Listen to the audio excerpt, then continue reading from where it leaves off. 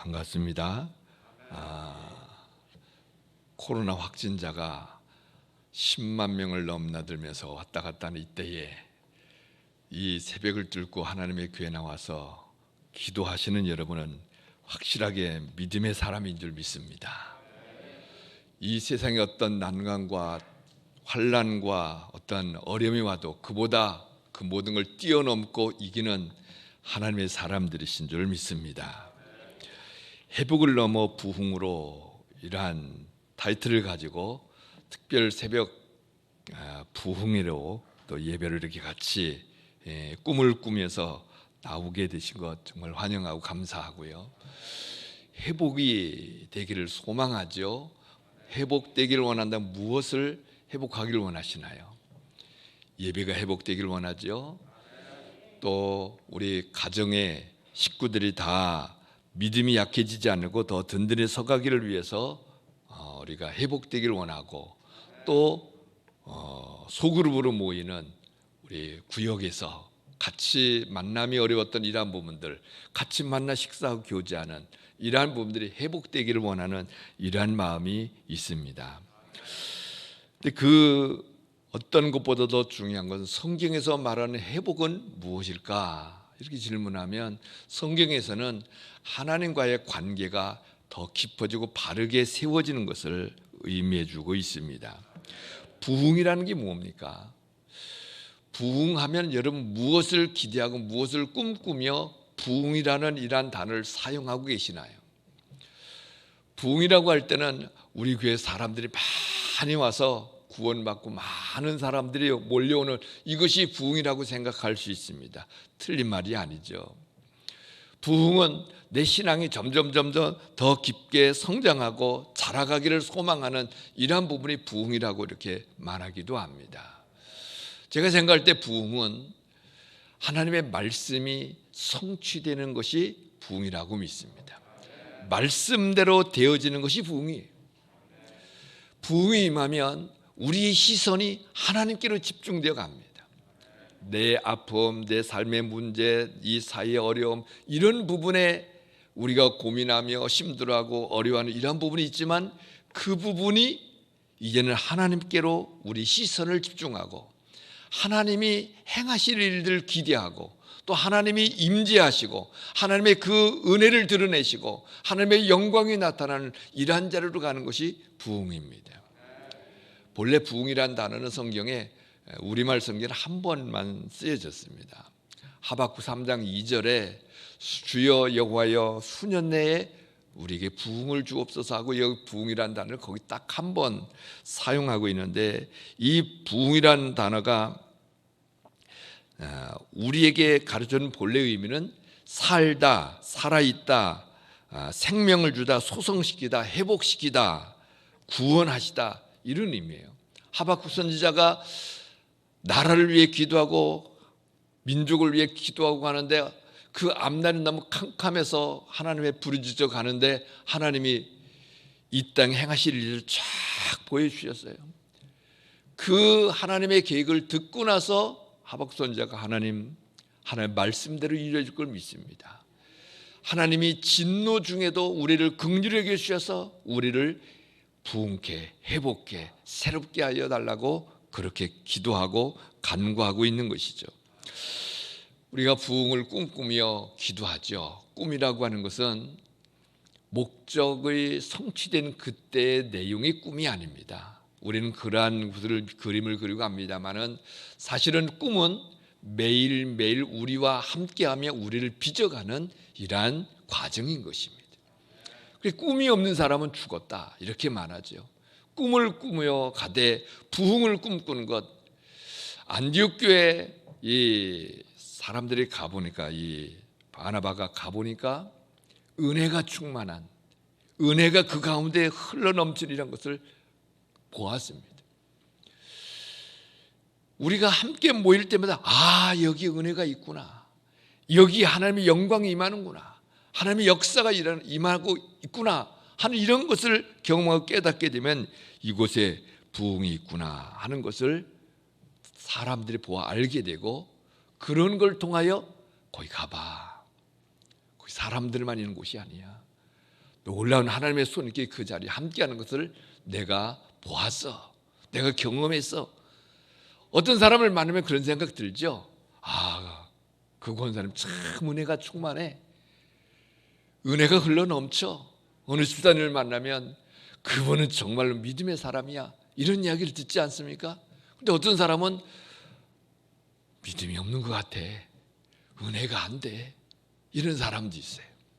부흥은 하나님의 은혜에 사로잡혀 하나님의 말씀을 성취하며 가는 사람이 부흥 중에 있는 사람입니다. 성령이 그를 사로잡아 붙잡고 이끌어가는 이 손길 안에 붙잡히는 사람이 부흥 중에 있는 사람입니다. 코로나를 뚫고 새벽을 뚫고 나와 기도하는 여러분들이 부흥의 중심에 있는 분인 줄 믿습니다. 오늘 본문에 있는 말씀은 사도 바울이 디도에게 쓰는 편지죠. 목회서신이라고 그렇게 말하며 갑니다. 그 중에 1절로 4절에 있는 내용은 서론이에요. 서론. 자신이 누구인가를 말하며 그 문안하는 이러한 부분을 말씀해 주고 있는 것인데, 이 내용이 디도서 전체에 사도 바울이 꿈꾸고 있는 이러한 내용이고, 오늘날 교회를 향하여 하나님이 바울을 통하여 교회가 이 말씀의 내용을 붙잡고 살기를 갈망하는 것이고, 저는 묵상하며 부흥은 이 말씀이 사도 바울 가슴에 불타는 그 내용이 바로 우리에게 주는 부흥의 꿈이고 내용이다, 이렇게 확신하며 갑니다. 이 내용 중에 첫 번째로 우리에게 가르쳐 주는 것은 우리의 정체성이 무엇인지를 확인하고 굳게 고하도록 가르쳐 주고 있습니다. 1절에 이렇게 말씀하시죠. 하나님의 종이요 예수 그리스도의 사도인 나 바울은, 바울 자신을 말할 때 하나님의 종 그리스도 예수의 사도 이렇게 표현해 주고 있습니다. 여러분은 여러분을 자신을 설명할 때 뭐라고, 나는 어떤 존재라고 말하며 소개하며 가시고 싶은가요? 하나님의 종이라고 말씀하고 있습니다. 종이란 단어는 노예라는 뜻이에요. 이 편지를 쓸 당시에 로마가 세계를 지배하고 있었죠. 사람들이 노예라고 할 때는 가장 천한 자리예요. 가장 비참한 자리인 사람이 노예라는 이러한 말이에요. 로마 사람들의 자부심은 나는 자유인이라는, 자유인. 너희들은 노예라도 나는 자유인. 그래서 로마 시민권을 가지고 있는 것이 얼마나 큰 자랑이었는지 몰라요. 예수를 믿는 사람도 때때로 나도 로마 시민권을 가지면 좋겠는데, 어떤 사람은 돈을 많이 주고 시민권을 샀어요. 그래서 시민권을 가지고 사는 사람도 있어요. 근데 사도 바울은 말합니다. 로마 시민권 별거 아니야. 우리는 천국 시민권을 가지고 있는 사람들이야. 이렇게 말하며 위로하고 소망을 가지고 있습니다. 하나님의 종, 노예, 사람들은 혐오하며 싫어하고 꺼려하는 이러한 단어인데, 사도 바울은 아주 즐겁게 나는 하나님의 노예다, 하나님의 종이다, 이렇게 표현해 주고 있습니다. 그 말은 하나님의 종, 하나님의 노예로 있는 이것이 제일 행복하고 제일 가치가 있고 제일 의미가 있고 제일 행복하다, 이런 고백이 그 안에 담겨 있는 거예요. 하나님의 종이 되었다는 것, 이것보다 더 값지고 소중한 것은 없습니다. 예수 그리스도의 종이다, 이런 말로 표현도 하죠. 그 말은 하나님께 속한 사람이라, 이런 얘기예요. 나는 하나님의 것이고 하나님에 속하여 있고 하나님에 의해서 움직이는 사람이다, 이런 의미예요. 이것이 얼마나 감격이고 기쁨인지 모릅니다. 우리도 내가 하나님의 백성이며 하나님께 속하여 있고 하나님의 종이요 그리스도의 종이요, 이렇게 고백할 수 있는 것은 너무나 큰 복이라고 저는 확신합니다. 근데 그 내용이 그냥 남이 하니까 따라한다고, 나 하나님의 종이요 이렇게 말하고 나는 그리스도의 종이요 이렇게 말하며 가면 별 힘이 없어요. 그리스도에게 속하였다는 게 무엇인지를 제대로 알 때 그것이 바로 내 삶에 너무나도 큰 힘이 되는 것이죠. 그리스도 안으로 들어왔고 그리스도를 섬기는 이란 자리에 들어왔다는 이러한 것은 우리가 구원받았다는 말 아닙니까? 구원받지 않고 하나님의 종이 될 수가 없어요. 구원받았다는 말은 내 자신이 어떤 존재인지를 성경에서 밝게 말씀하고 있는데 내가 소중한 사람이라는 거예요. 예수 안에 있는 사람은 이 세상에 누구와도 견딜 수 없는 가장 소중한 사람들이라는 것을 믿으시기 바랍니다. 이 땅에 살아가면서 수많은 사람들이 왜 아파하고 힘들어한지 아십니까? 자신이 소중하다는 것을 증명하기 위해서 몸부림치는 거예요. 그런데 사람들이 잘 인정을 안 해줘요. 그러다 보니까 내가 세상 속에서 인정받고자 하는 열망 속에 열심히 공부하고 열심히 좋은 데 가서 일하려고 애를 쓰고 하죠. 그래도 그 심정 속에는 소중하다는 이런 것이 못 느껴지면 낙심하고 좌절하고 이런 가운데 있는 사람들이 수없이 많습니다. 우리가 그리스도 안에 있다는 것은 안전하다는 것입니다. 하나님의 진노로부터 하나님의 심판으로부터 이 땅에는 어떤 죄로부터라도 우리는 정죄함을 받지 않은 아주 안전한 사람이다. 심판받지 아니하고 하나님의 진노 속으로부터 완전히 벗어난 안전한 이런 사람이다 하는 이런 의미가 그 안에 있습니다. 또 우리는 부족합니다. 하나님의 자녀가 되고 백성이 되어서도 부족해요. 그래서 실수할 때도 많고 연약함이 많은데 그럼에도 불구하고 하나님은 언제나 우리를 용납하시고 품으시고 받아주십니다. 세상은 실수하면 너 그것도 못하느냐 하면서 책망하며 외면하고 등을 돌리는 때가 많지만 우리는 주님 앞에 나갈 때마다 수많은 죄를 지었어도 또다시 용납하시고 내가 너를 아끼고 사랑하니 너는 힘을 내라 말씀하시며 우리를 받으시는 분이 우리 하나님이십니다. 우리는 어디 가서도 용납받은 이러한 존재입니다. 하나님의 자녀인 거죠. 이런 고백을 바르게 할 수 있는 사람, 믿음 안에서 이런 깨달음을 가지고 고백하는 사람이 나는 하나님의 종이라 노예다 하는 이 말을 사용해도 가슴이 감동이 되고 뜨거워지는 이런 자로 가는 거예요. 사도 바울은 그런 고백을 하죠. 그리고 또 예수 그리스도의 사도다 이렇게 말합니다. 사도라는 말은 보냄을 받은 자다 이런 의미예요. 누구로부터 보냄을 받았느냐? 예수 그리스도로부터 보냄을 받았다는 거예요. 자신은 예수님의 지시를 좇아서 예수님의 뜻을 따라 예수님께 속한 사람으로 예수님의 대리자로 예수님의 사실이 되어 내가 있다 이런 고백을 하고 있는 것이죠. 우리 주 예수를 믿는 사람들은 주님의 사실인 줄 믿습니다. 주님이 가실 곳곳에 우리가 가서 주님이 분부하시고 명하신 그 뜻을 이루는데 힘을 기울이는 사람이 우리예요. 내 소속이 어딘가 그걸 정확하게 알아야 돼요. 내가 누구이며 내가 어디에 속하여 있는가 이게 중요한 거예요. 한 남자와 한 여자가 결혼하면 다른 남자를 볼 수 없고 다른 여자를 속하여 사귀며 갈 수가 없어요. 왜요? 나는 내 배우자에 속한 사람이에요. 더 이상 다른 여자를 바라볼 수가 없어요. 결혼했으면. 이와 같이 우리 주님을 믿는 믿음의 사람은 주님께 소속된 이 부분이 명확해야 돼요. 엘리야 시대에 엘리야가 너무 답답한 마음으로 사람들을 갈멜산으로 불러 모읍니다. 그리고 묻습니다. 너희들은 바알을 섬길 것이냐 만군의 주 여호와를 섬길 것이냐 선택해라. 너희들 중심이 어디냐 하고 물으니까 백성이 어떻게 반응합니까?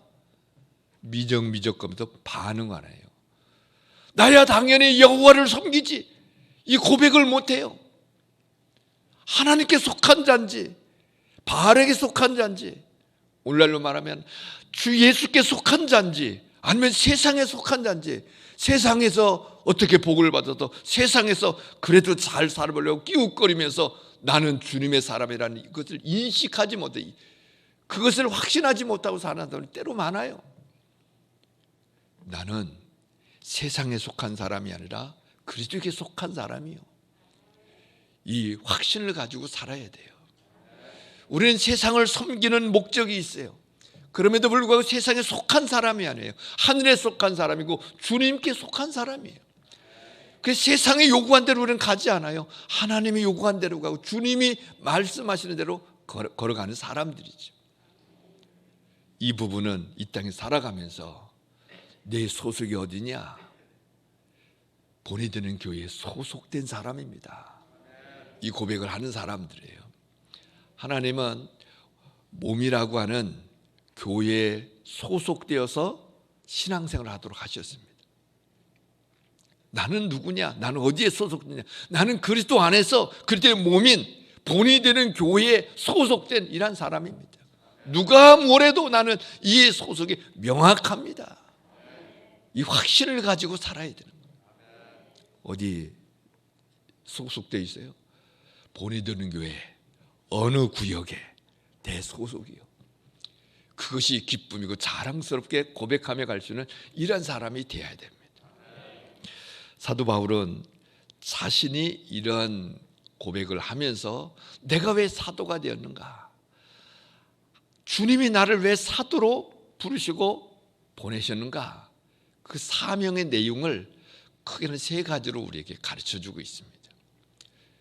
그 부분은 오늘날 교회의 사도성을 그대로 이어받아 교회가 사도에게 명하신 그 내용을 교회가 그대로 이어받아 교회가 이 사명을 동일하게 받았고, 그 말은 교회에 소속된 모든 성도들이 오늘 그 내용을 잘 이해하고 그 안에 거하며 그 말씀이 성취되는 자리로 가도록 힘을 쓰고 가야 됩니다. 그래서 오늘 본문에서 가르쳐주는 이 사도 바울의 사명, 또 동시에 우리가 붙잡고 이루어야 될 사명의 내용은 바로 우리들 가슴 속에 내가 경험하고 누리는 것이 되어야 되며 동시에 다른 사람들에게 함께 나눌 그럴 부분입니다. 1절 하반절 이렇게 말씀하고 있죠. 나 바울이 사도된 것은 하나님이 택하신 자들의 믿음과, 첫 번째로는 하나님이 택하신 자들의 믿음을 위하여 내가 보냄을 받았다 이 말이에요. 다른 말로 바꾸고 말하면 나를 통하여 다른 사람이 예수 믿고 구원받는 자리에 들어가기를 원한다. 그 일을 위해 내가 일하고 있다 이 말이에요. 여러분, 나를 통하여 다른 사람이 구원을 받았다면 하늘에서 별처럼 빛날 줄 믿습니다. 죄인을 의의 길로 인도하는 사람은 하늘의 별처럼 빛난다고 다니엘서 12장 3절에 말씀하고 있습니다. 근데 누가 구원을 받습니까? 하나님의 택하신 자들, 하나님이 선택한 이란 사람이 믿음을 갖습니다. 복음을 전한다고 다 예수를 믿습니까? 복음을 전한다고 다 예수를 믿지 않습니다. 에베소 1장 4절 5절에 보면 창세전에 그리스도 안에 우리를 선택하셨다고 그랬어요. 선택한 사람이 예수를 믿는 거예요. 사도행전 13장에 가보면은 사도 바울이 고린도 지방에 복음을 증거하며 나갈 때 택함 받은 사람은 다 예수를 믿는 이런 데로 나왔다고 그랬어요. 그래서 선택받은 사람은 복음을 전하면 반응을 합니다. 우리가 볼 때 이 사람이 예수 믿겠다. 이 사람 예수 믿으면 너무 착하고 좋은 사람, 너무 좋겠다. 근데 열심히 복음 전해보면 안 믿어요. 저 사람 우락부락, 아이고 험한 사람, 저런 사람 우리 교회 오면 안 돼. 괜히 위축되네. 그러면서 안 믿을 것 같이 생각되는 사람 복음 전해보면 그 사람 예수를 믿어요. 우리의 생각대로 예수 믿고 예수 안 믿고 그게 결정되지 않습니다. 누가 예수 믿느냐? 하나님이 선택한 사람이 복음을 전하면 예수를 믿고 나와요. 우리가 복음을 전하지 않으면 구원의 길이 없어요. 선택받은 사람이 있기 때문에 복음을 전하는 거예요. 나 때문에 예수를 믿는다. 이 얼마나 영광스러운 것입니까? 저는 수많은 사람들의 복음을 전했어요. 만남에 이제 우리 교회 식구들이 연결시켜 연결해서 또 오고 하는 사람들에게 복음을 전하면 예수를 믿는다는 게 무엇입니까? 예수님께서 내 인생의 구원자가 되시고 나의 죄 때문에 십자가에 못 박혀 죽으시고 다시 사셨다는 사실과 그 예수를 내 인생의 주인으로 받아들이면 구원을 받습니다. 로마서 10장 9절의 내용이에요. 이 내용을 잘 설명하면서 하나님이 당신을 사랑하셔서 이렇게 우리를 부르시고 당신을 부르시는 것입니다 라고 증거하면요, 그리고 예수를 믿으시겠습니까? 어떻게 믿는가요? 저를 따라서 예수를 마음에 모시면 됩니다 하고 예수를 영접 기도를 합니다. 수많은 사람들이 예수를 영접하면 얼굴색이 싹 바뀌어요.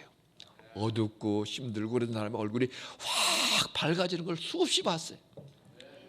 예수를 마음에 믿는 그것이야말로 하나님의 선택받은 사람이 믿는 것이고, 믿을 때 하나님의 자녀가 되고 백성이 되는 신분이 바뀌고 소속이 바뀌고 새로워지는 인생이 열려져 가는 거예요.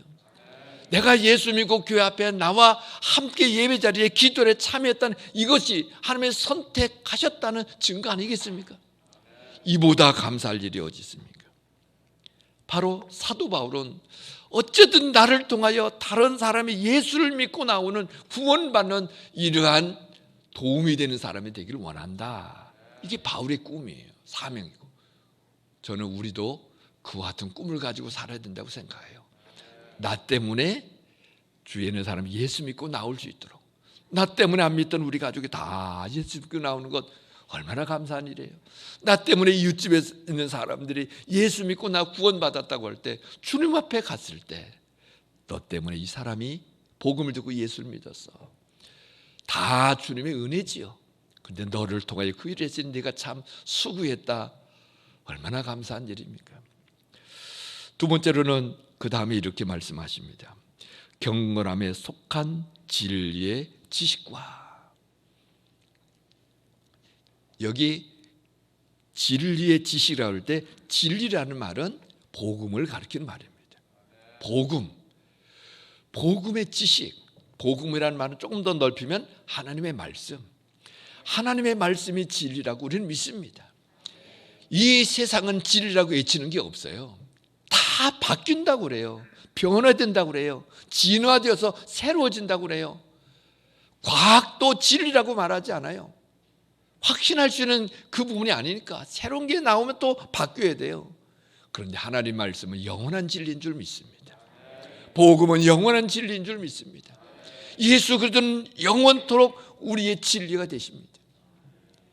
이 진리의 지식, 여기 지식이라는 말은 경험적으로 체험한 지식을 말해요. 하나님의 말씀을 경험하면 말씀이 능력이 됩니다. 신앙의 초보자는, 신앙의 시작하는 이란 사람은 말씀을 경험하지 못했어요. 그래서 어린아이다 이렇게 말해요. 히브리서 5장에 가면 말씀을 경험하는 사람이 단단한 식물을 먹는 사람이다 이렇게 말씀해 주셨어요. 하나님 말씀을 경험하는 사람이 그 말씀이 진정한 힘이고 능력이 되는 거예요. 기도하러 오셨죠? 기도해서 응답받은 사람은 기도해라 그 말씀을 경험한 사람이고, 기도하면 하나님이 응답하신다는 말씀을 경험한 사람이에요. 기도했는데 응답을 경험하지 못하고 한 사람은 아직 말씀을 체험하지 못한 사람이죠. 그런 사람이 다른 사람의 기도하라고 권할 때는 아주 자신감이 없어요. 왜요? 경험이 없으니까. 그런데 기도할 때마다 응답하고 기도할 때 응답받는 이런 사람은 다른 사람에게 문제 있으면 뭐라고 그래요? 기도합시다. 기도해 줄게. 기도해 봅시다. 하나님이 일하시지 않겠습니까? 이 말이 그냥 입에 발린 말이 아니에요. 확신에 차서. 왜요? 경험했으니까. 하나님의 말씀을 경험하고 나면 힘이 되는 거예요. 진리의 지식과. 그런데 여러분, 진리의 지식이 어디에 초점을 맞추는가를 봐야 돼요. 경건함에 속한 그렇게 말씀하고 있어요. 진리를 배우고 깨달아서 경험하면 그게 어디로 가야 된다는 거예요? 경건으로 가야 된다는 경건. 경건이 무엇인지 알고 계십니까? 경건에는 두 가지 면이 있습니다. 하나님을 향하는 것과 사람을 향한 이러한 부분이 있어요. 사도행 10장에 가면은 고넬료 가정에 대한 이야기를 해주고 있는데 이렇게 말해주고 있습니다. 사도행전 10장 2절에 그가 경건하여 온 지방과 더불어 하나님을 경외하며 백성을 많이 구제하고 하나님께 항상 기도하더니, 경건이라고 할 때는 먼저는 하나님을 경외하는 거예요. 하나님 앞에 기도 생활하는 거예요. 이 경외라는 말은 두려움 속에 하나님을 사랑하고 하나님을 높이는 것을 말해요. 하나님을 두려워하는 자에게 시편에 보면 능력을 주신다고 그랬어요. 하나님을 두려워하지 않은 사람에게는 하나님의 능력이 나타나지 않아요. 하나님을 두렵고 떨리는 마음으로, 그리고 그 하나님과 날마다 가까워지고, 우리 하나님과 가까워지고 예수님과 가까워지는 이런 데로 가는 거예요. 여러분, 우리가 주님의 제자가 되기를 갈망하죠. 제자 훈련하죠. 어떤 모습인지 훈련하고 성숙하도록 이렇게 우리가 배우고 공부하는데, 제자 훈련의 최종 목적이 어디에 있는지 아십니까? 제자 훈련의 최종 목적은 예수님과 친구 되는 거예요. 예수님이 12제자를 부르 열심히 훈련시키고 끝자락에 가서는 너희는 이제는 내 친구다, 이렇게 말씀하십니다. 우리 예수님과 친구처럼 늘 가깝게 마음이 통하고 함께 동행하는 이런 자리로 가는 것, 그게 하나님을 경외하는 경건에 속하여 우리가 추구하는 한 축이에요. 신앙생활하면서 예수님이 점점 더 가까워져서 예수님이 함께 계시면 나는 더 바랄 것이 없습니다. 이런 고백을 하며 가는 이 부분이 하나요. 그래서 말씀과 기도 속에 주님께로 더 깊이 가서 교제하려고 하는, 이 주님과 교제하고 가까워지는 이런 내용을 성경에 가득 차 있죠. 에녹은 하나님과 동행하다가 죽음도 맛보지 않고 갔는데 주님과 동행하며 그와 같은 마음으로 가는 거예요. 또 하나는 이 경건이라고 하는 말 속에는 이웃을 사랑하는 거예요. 어려움을 사랑, 고아, 과부, 어려움을 당한 사람을 돌보고 사랑하고 섬기며 가는 것이죠. 다른 말로 표현하면 우리가 너무 잘 알고 있는 하나님을 사랑하고 이웃을 사랑해라, 이것이 온 율법의 핵심적인 내용이다. 이 내용을 실천하는 것이 그게 경건인 거예요. 우리 주님이 바로 그와 같이 이 땅에서 사셨어요. 그 경건함이라고 하는 것은 주님을 닮아가는 거예요. 예수님을 점점 배우며 예수님이 행하셨던 것처럼 우리가 예수님을 배워가고 닮아가는, 그 예수의 형상을 이루는, 우리는 그것을 어려운 말로 성화다 이렇게 말해요. 예수님을 닮아가는 거룩하게 변화되는 것. 신앙생활의 그 우리의 추구하는 방향은 우리가 잘 먹고 행복하는 게 목적이 아니에요. 예수님을 닮아가는 것, 거룩하게 되는 것, 그게 우리의 목적이에요. 우리가 이런 꿈을 가지고 그 일을, 나도 매일 그와 같은 것을 추구하지만 나 혼자가 아니라 다른 누군가를 그와 같은 일에 도움이 되고자 하는 것, 다른 사람이 예수님을 더 가까이 하고 예수님을 닮아가고 이웃을 사랑하는 일에 도움이 되도록 내가 쓰임받기를 원한다. 이게 사도 바울이 가진 사명이고 오늘날 교회가 붙잡아야 될 사명이라고 믿습니다.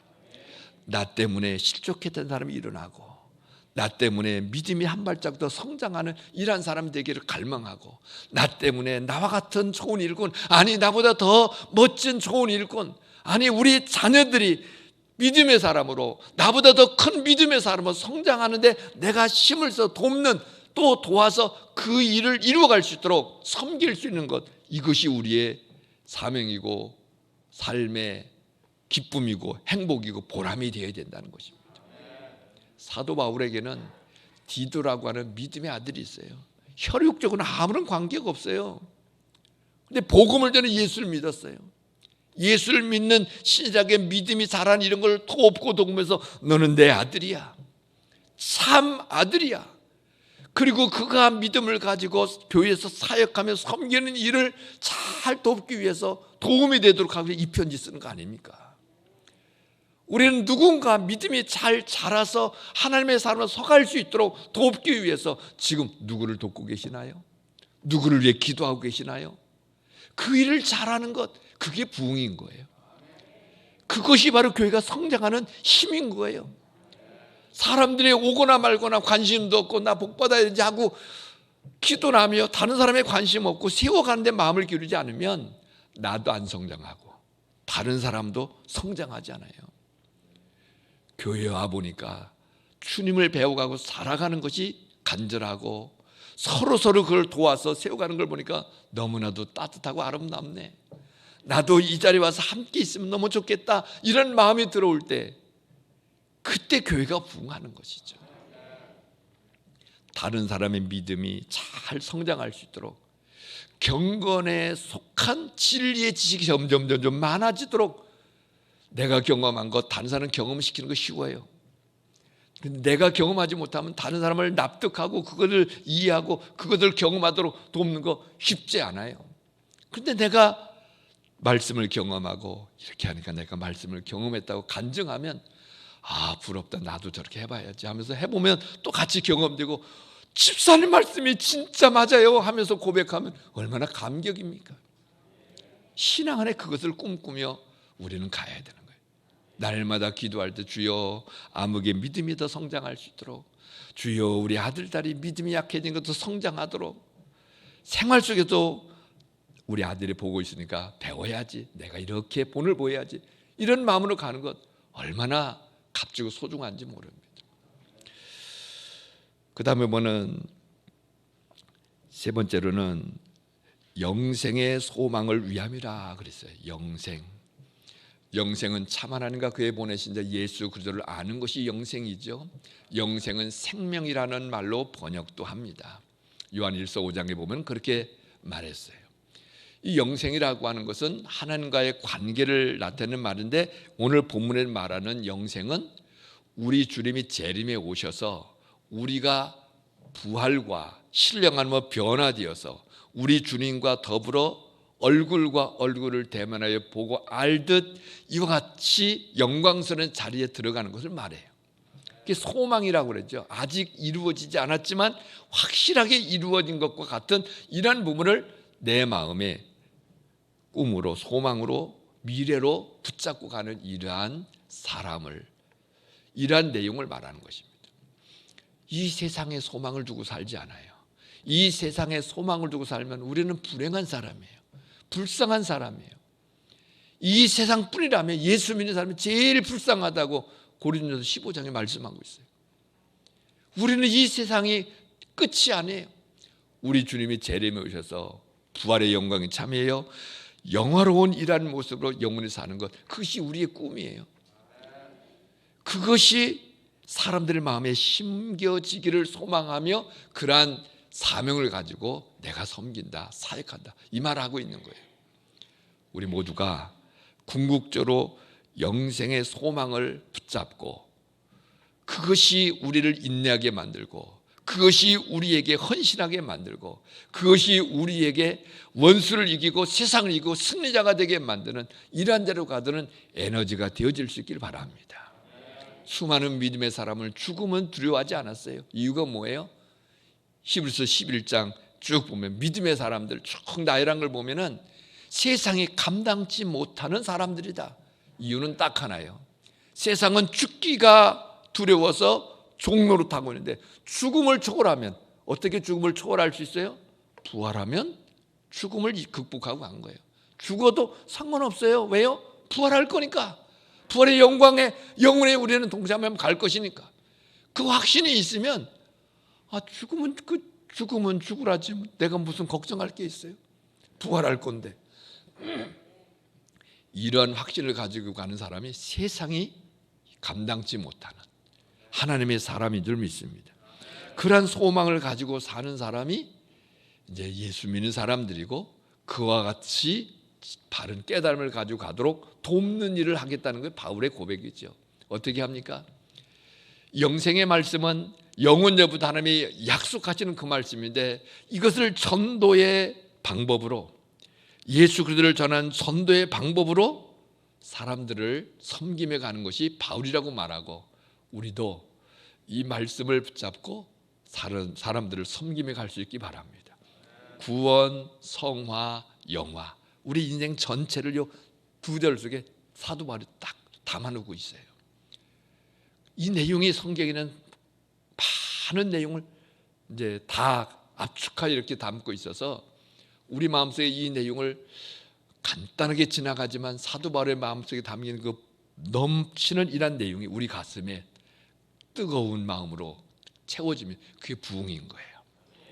그래서 더 길게 이야기할 수가 없어서 마무리하며 가는데, 바로 이와 같은 하나님이 선택한 사람의 믿음의 반열에 내가 서서 돕고 경건을 이루는 지식이, 진리의 지식이 우리의 가슴에 차서 나도 예수님을 닮아가고 다른 사람을 성장시키고 이 세상이 끝이 아니라 영생의 소망을 가지고 살로 섬기면서 기쁨과 감사 속에 하나님의 은혜와 평강을 누리게 하시는 큰 은총을 더불어 누릴 수 있기를 간절히 바랍니다.